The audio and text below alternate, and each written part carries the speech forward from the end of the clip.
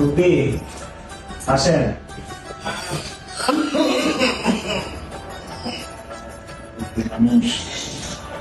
আসসালামু আলাইকুম। ওয়ালাইকুম আসসালাম। চাচা কি সমস্যা একটু বলেন তো আপনার। সমস্যার কথা কোনটা কমো ডাক্তার সাহেব?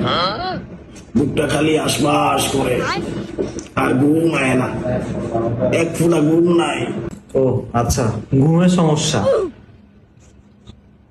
আর কোনো সমস্যা আছে মুরব্বী, বলতে পারেন।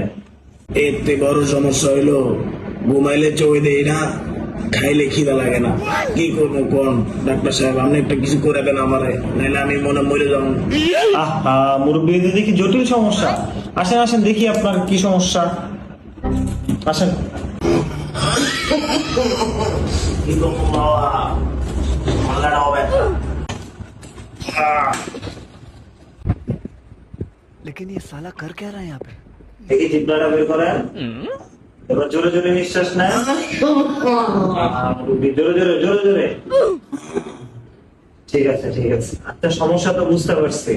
আপনি প্রচুর পরিমাণে চা খান মুরব্বী। বাবা বয়স হয়ে যাচ্ছে, একটু আগে চা খাও না না। না না, চা খেয়ে খাওয়া যাবে না। চা ভালো জিনিস নয়, চা হচ্ছে বিষ, বুঝছেন? চা খাওয়া যাবে না, বুঝতে পারছেন? ডাক্তার সাহেব আপনার চা। চা খাওয়া হয়েছে তো। ও কি যেন বলতে দিয়েছিলাম, চা চা হচ্ছে বিষ, বুঝছেন? চা খাওয়া যাবে না।